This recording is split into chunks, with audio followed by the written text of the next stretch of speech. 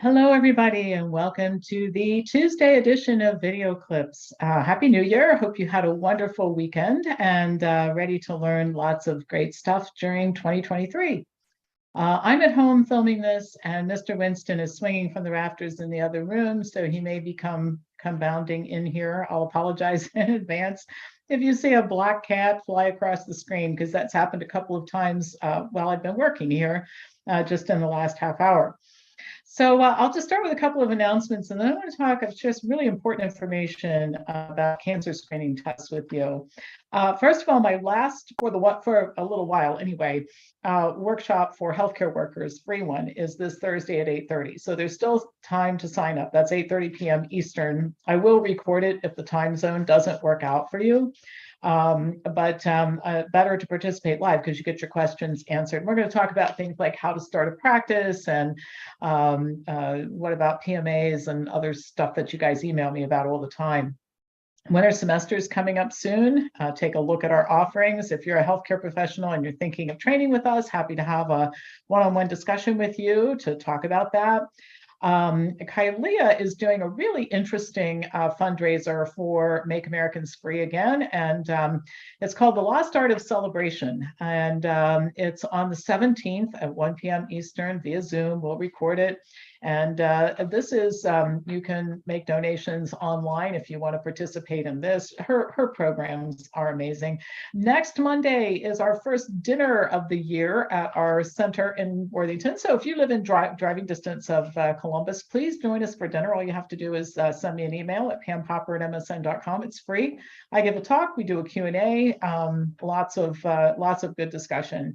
And don't forget, long COVID is next week, the workshop on long COVID. So those are the announcements. And now let's get to it, the topic of the day, which is screening tests. So I'm going to start by telling you this should motivate you to take better care of yourself in 2023. Cancer is the second leading cause of death in the United States and on track to become the leading cause of death, overtaking heart disease very soon. Most advertisements from medical centers and advocacy organizations focus on screening, a little bit of prevention, but not enough in my opinion. Most of it is screening centric. And the message is that if you find the cancer early enough in its most treatable stages, that you're less likely to die. True in some cases, but really an oversimplification, and I'll explain this. Screening is currently recommended by the U.S. Preventive Services Task Force for only 4 types of cancer: breast, cervical, colorectal, and lung. And I'm just going to tell you a little bit about those, all right? Only one population screening test has ever been shown to actually reduce the risk of dying from cancer, and that is Pap test for early detection of cervical cancer. Mammograms increase diagnoses, but the risk of harm outweighs the chance of benefit, and mammograms don't reduce the risk overall, population-wise, of dying of breast cancer.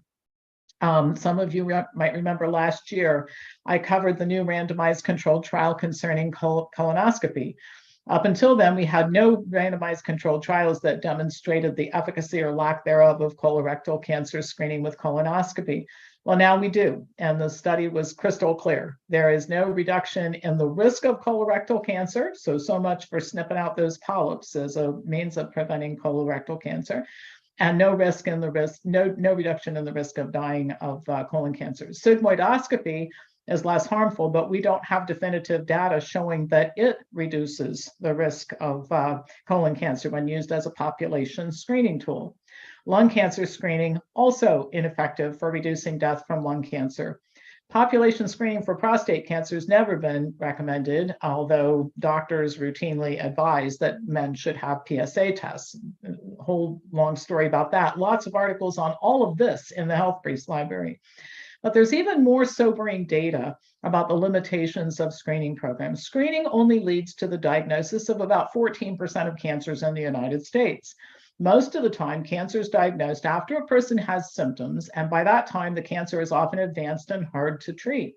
These diagnoses account for 70% of all cancer-related deaths. So, if you want to avoid premature death from cancer, the only viable option is to focus on the causes of cancer and get rid of as many of them as you possibly can. So here is the main list, right? Smoking, obvious.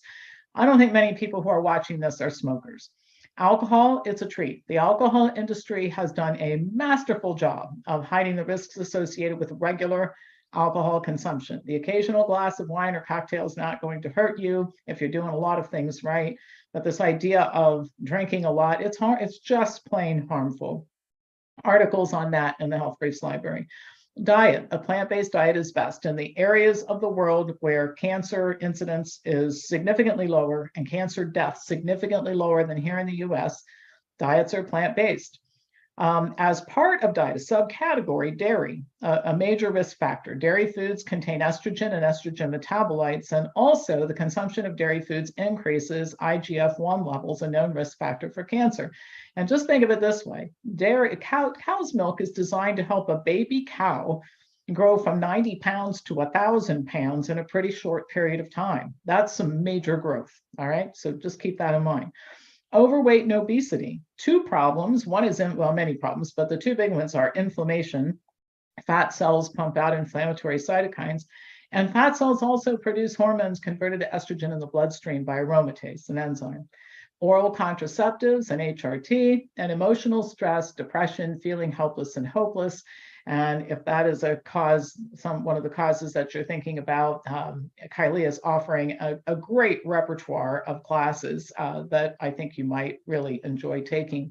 And if you want a list of those classes, just send me an email. If you've never taken her classes before, she does several all year long on everything from reducing emotional stress to relationship building and all kinds of things. So take a look at the newsletter. We include this stuff in the newsletter. And if you want information, just send me an email at pampopper@msn.com. One last thing I'll mention to you. Many people don't realize we have a basic membership for $99 here at Wellness Forum that gives you access to our libraries. I keep referring to all these articles that are in the Health Briefs Library. You get access to our libraries, online videos, all kinds of benefits that come from just that. So you could learn a boatload of stuff from us for really inexpensive. So you might want to consider doing that as well.